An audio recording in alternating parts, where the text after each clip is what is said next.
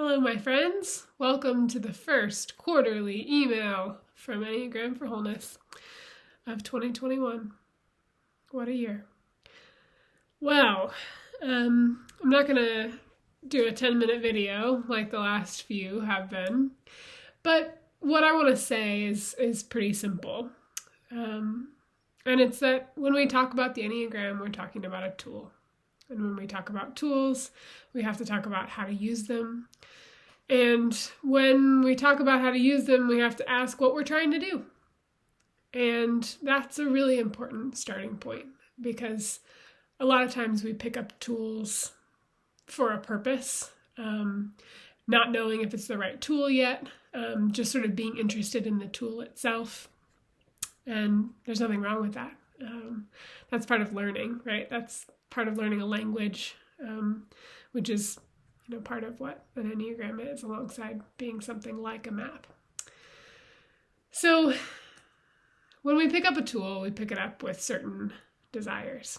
And when I do coaching work with people, that's one of the first things that we establish. We do a goal discernment session where I get to hear from people about what their desires are. And the thing about desires is that we often have a lot of them which are not even spoken. We have them consciously and we have them sort of underneath the surface alongside fears. Some of our fears are conscious and some of them are unconscious. And it's really important in the work that we be aware of what we're trying to do when we use the Enneagram, because it's the kind of tool, as I talk about in the email, where it can become so easy. And it has been for me in my learning of it, what year is it? 2021? Yeah, so it's been almost 13 years that I've been working with the Enneagram. And so it can be so easy, as I was saying, to use it in ways that don't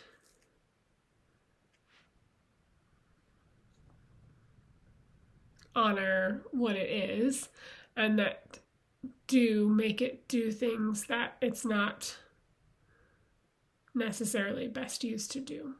And one of those, and one of the easiest ones, I think, is when we're experiencing pain or we're struggling and we really want to fix our lives. And so we use something like the Enneagram to beat our life into shape. Notice the patterns and say, well, I'm just going to stop being that. I'm going to do something different. That's, not going too much into detail about my own journey with this and particular relationships. There are relationships that you have in your life where who you are is just a harder person to be around or in front of someone else. And so for me, I know that there were and are places where my knowledge of the Enneagram means that I can basically just dull the parts of myself that I'm now aware of that grate on other people so that I can sort of make everything okay. And not have to deal with it, not to have the hard conversation, not have to ask for something I need or apologize for something I caused. Basically not have to go into the vulnerable spaces where I'm really grounded in both my needs, my desires, and my power, my responsibility as a person. And using the Enneagram in that way basically just modifies my behavior so that those things don't come to a head. And actually, this is really dangerous because the more we know about the Enneagram and the more we work with it, the more capable we are of doing this.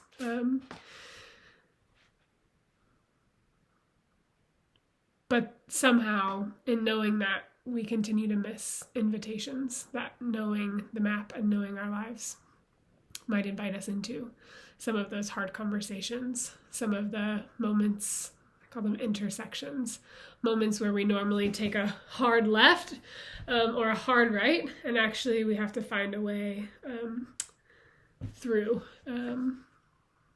other possible directions that we might go, things that might require creativity or ways of being that we don't know about yet. Because working with the Enneagram, I believe, is always about working with uncertainties and learning how to live into those, which is hard. So that's one element, right? That's the way that we use the information to sort of make it easier to live our lives without having to really engage at these meaningful moments or intersections. And if all of this sounds abstract, please reach out. There's lots of examples to be given in my life, and I'm sure yours. And the other way that gets talked about in the email, and which frankly I think is a part of language learning, but we have to move past it, is this way of using the Enneagram that's only intellectual. And so it's like we walk through the world and it's like translating. It's like you watch something happening and you just sort of translate it into Enneagramese in your head. Oh, that person's being forceful and aggressive. They're probably an 8. Oh, that person's trying to fix everything. They're probably a 1. Oh, that person just can't talk about themselves and they only want to help other people. Oh, they're probably a 2. Just sort of doing this. It's like how I remember learning Spanish when I was in 10th grade, and I would just go into every class and I would just translate everything into Spanish. And actually then I couldn't be present to the class, really. I mean, I shouldn't use this analogy because I don't think it totally holds up, but it's something like I couldn't really be present to the class because I was so focused on understanding everything in one language that maybe I couldn't listen for certain things because I didn't know the words yet in Spanish. And so I couldn't hear what someone was saying to me because I didn't have a lens for it or a way of understanding it in Spanish.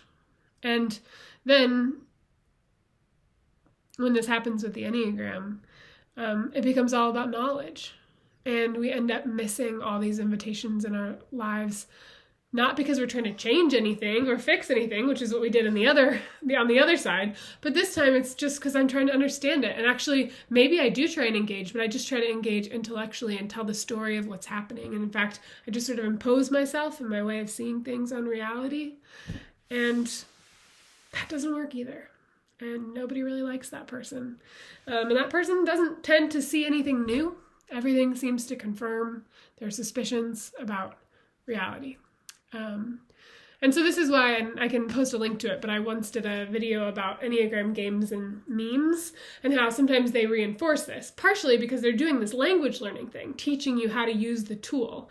But the thing about the tool is it points beyond the tool. So if you see the whole world through the lens of the tool, then you can't see the things that the tool is designed to help you see, which is these moments where you're invited into something else, but you weren't able to see it before because you were so focused on the project of your type. But there actually is freedom. There is a capacity to move outside of just sort of these rote ways of being in the world. It's the only reason I work with the Enneagram. I don't work with the Enneagram and I don't coach people so that they can sit down and I can just tell them over and over what they're doing and what their type is about. We talk about that. We do that. But we do that because then we're able to see meaningful invitations. So there's a lot of celebrating and a lot of question asking or noticing, like, what is this part of me? I've never seen this part before. Well, of course not. Because when we work with the Enneagram, not just to sort of name everything, but to allow that naming to help us listen for invitations for things we don't know how to say yet, things we don't know how to do yet. That's when it becomes interesting and helpful. So this video, which I said was going to be a couple minutes, is now almost 10 minutes. So that's it. That's all I want to say. It's just another way of saying what I say in the email. But I love talking about this. And please reach out if you have any questions or examples or skepticism. I love a skeptic. So thanks for being here. Talk to you soon.